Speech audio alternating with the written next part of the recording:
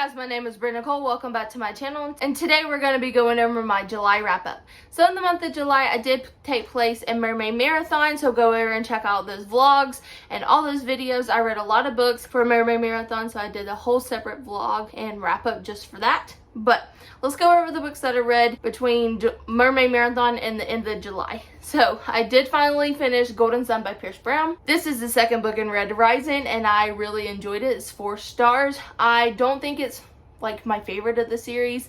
I immensely enjoyed Red Rising, which is the first one, but this one was good. It was a good carryover between the first book into the second book, and has one of the biggest cliffhangers I've ever seen, and I can't wait to try to get to Morning Star by the end of the year, which is the third book. Then keeping with like the space theme, I guess you can say, I read Aurora Rising. This is by Amy Kaufman and Jay Kristoff, and this was pretty good. This is about a girl named Aurora who is found, she's going from Earth to this like space colony, and she is found like 2,000 years later by this like space guy who is like I can't remember the word for him, but he's like in this program to protect the universe and the planets and things like that, and they find her drifting out in space on this spaceship, and everybody else who was supposed to go from Earth to this colony are found dead, and she has like these different powers, and I'm trying not to give a lot away, but it was pretty good.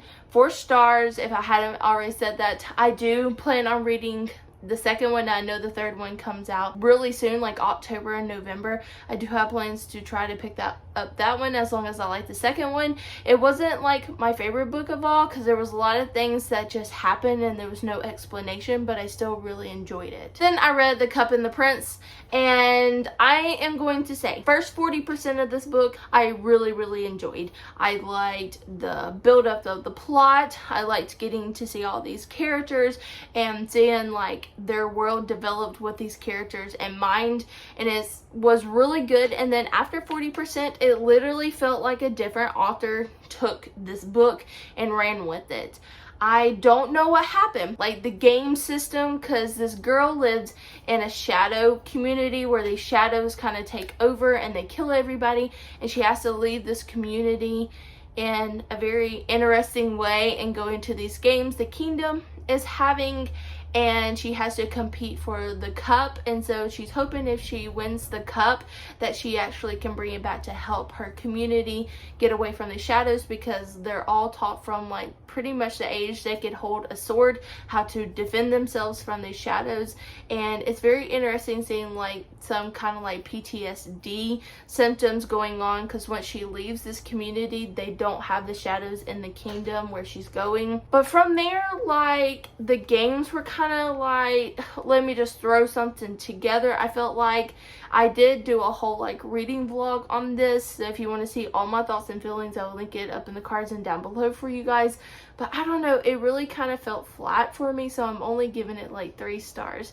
Probably more like 2.75 to 3 stars, but I don't know, I know it was lackluster, and I have no plans to read the second one. And then the last book I read in the month of July is Blood and Honey by Shelby Marin. This is her second book in her Serpent and Dove trilogy, and the third one literally just came out.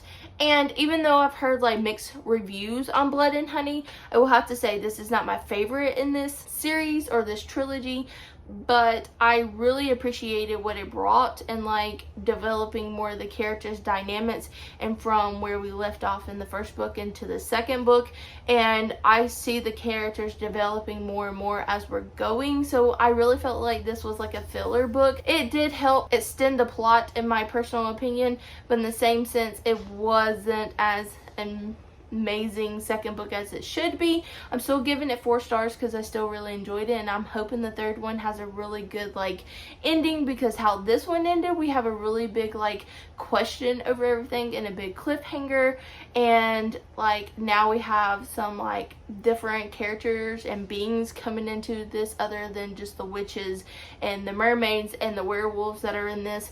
But I can't wait to see what the third one holds, and I'm hoping it kind of redeems. But like I said, I still really enjoyed this. So guys, those are the 4 books that I read in the month of July after Mermaid Marathon. I didn't do so good. I wasn't really like in a reading mood. Well, I was in a reading mood, I just didn't know what I wanted to read. As you can tell, that some of my book sales kind of like iffy on. But in the same sense, I hope August is a little bit better. Go over and check out my August TBR that is up on my channel already if you want to see what I have to read this month. But anyways, my name is Brittany Cole. Thank you guys for liking and subscribing. I look forward to seeing everyone soon in my next video. Bye!